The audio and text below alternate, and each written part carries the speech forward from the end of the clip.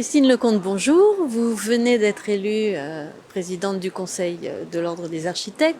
Quelles sont les priorités de votre mandat? De repositionner l'architecture par rapport à la société. On va tenter de réconcilier en fait le cadre de vie, l'habitat avec en fait cette discipline de l'architecture pour remettre au cœur des préoccupations des habitants les solutions que l'architecture peut apporter et qui ont parfois été un peu oubliées, notamment dans les quartiers pavillonnaires ou galvaudés ou alors mises un peu sous le tapis. On ne pense pas à l'architecture.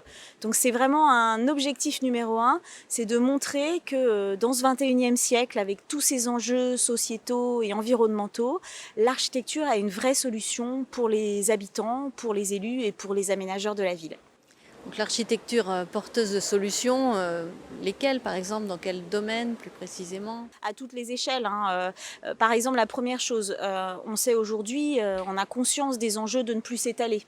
Donc ça veut dire qu'il faut se reconsidérer l'existant, retrouver l'enveloppe urbaine et se repositionner en fait à la réparation de la ville, à la réparation de l'existant.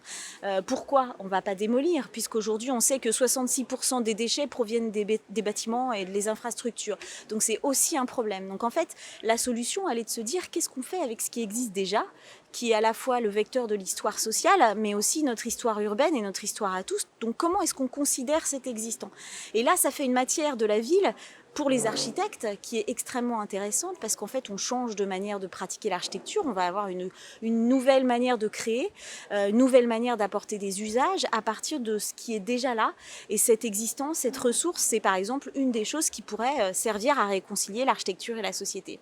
Vous avez annoncé que vous allez nouer des alliances avec un certain nombre d'acteurs du cadre de vie. Dans quel but? Améliorer en fait la qualité notamment, répondre aux enjeux de société et aux enjeux écologiques. Je pense qu'on est tous arrivés à un stade, un espèce de paradigme où la ville apparaît beaucoup comme un produit économique, notamment dans le logement et dans la fabrique du logement collectif. Et ça, c'est fini. C'est plus la ville de demain. On ne peut plus être que là-dedans. La crise sanitaire l'a montré. Les habitants attendent autre chose. On attend de l'espace de jardin ou une terrasse dans son logement. On attend des logements qui soient beaucoup plus spacieux ou au moins d'avoir une cuisine, d'avoir des chambres vivables. Donc on se rend compte en fait qu'il y a un besoin en fait d'architecture qui a été montré, mais pas uniquement seul. C'est-à-dire qu'en fait on a surtout besoin de repenser comment on fabrique cette architecture.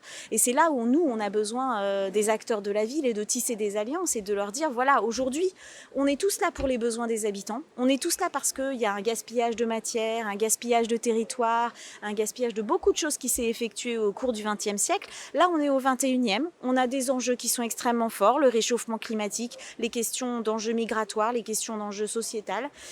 Et donc tout ça, on a absolument besoin de travailler ensemble sur cette chaîne de valeur et sur la manière dont on est tous dans des modes de faire qui sont peut-être plus les mêmes et qu'il faut construire ensemble. Est-ce que l'architecte ne doit pas être positionné un petit peu en amont et pas après? Est-ce que la manière dont la fabrique du logement collectif est pensée économiquement ne doit pas être revue? On doit penser beaucoup plus à faire des beaux réels solidaires, par exemple, de travailler sur la propriété du foncier. Qu'est-ce que ça devient? Donc en fait, on a tous des questionnements, on se pose tous la question comment on va faire. Et ce que nous on dit, c'est que mettons-nous autour de la table, créons enfin des états généraux de la ville en fait sur ces questions-là, non pas pour être chacun sur sa propre chapelle, mais pour mettre au pot commun les objectifs. Et on voit d'ailleurs que c'est le sens que prend l'histoire. Je veux dire, dans les projets urbains qu'on voit aujourd'hui, on commence à voir poindre des choses une fois qu'on est tous les acteurs ensemble. Donc cette volonté-là, elle est extrêmement portée par les jeunes et je pense qu'aujourd'hui, les jeunes dans tous les métiers et donc l'ouverture et les alliances qu'on veut faire, c'est dans ce sens de l'intérêt général. Et vous intervenez au Forum des projets urbains sur le thème des nouveaux modus operandi. Voilà, exactement. Donc pour en dire un mot, je pense qu'effectivement ça remet un peu les choses à plat. Quand on pense réhabilitation, on ne peut pas imaginer qu'un programme est figé avant de connaître l'état du bâtiment. savoir comment sont les espaces, etc. Donc quand on est même dans l'approche plus globale de la fabrication de la ville, si on est sur un quartier entier, on ne va pas figer un programme avant d'avoir étudié ce qu'on a et sans les habitants. Donc en fait, on est en train de repositionner chaque mode de faire en remettant un peu les choses de manière différente pour améliorer en fait la fabrique de la ville qui va être plus sur un processus vraiment continu et donc en faisant extrêmement attention à ce qu'on a déjà. Donc il y a un réel rôle à prendre en considération l'existant et je pense que ça va revaloriser en fait tout ce qui est l'ingénierie. C'est-à-dire qu'on va finalement avoir besoin de beaucoup plus de matières grises pour utiliser moins de matières premières et ça c'est un peu l'enjeu de notre siècle en fait. Eh bien, nous écouterons cela avec grand intérêt. Merci Christine Lecomte. Eh ben, je vous remercie, au revoir. Au revoir.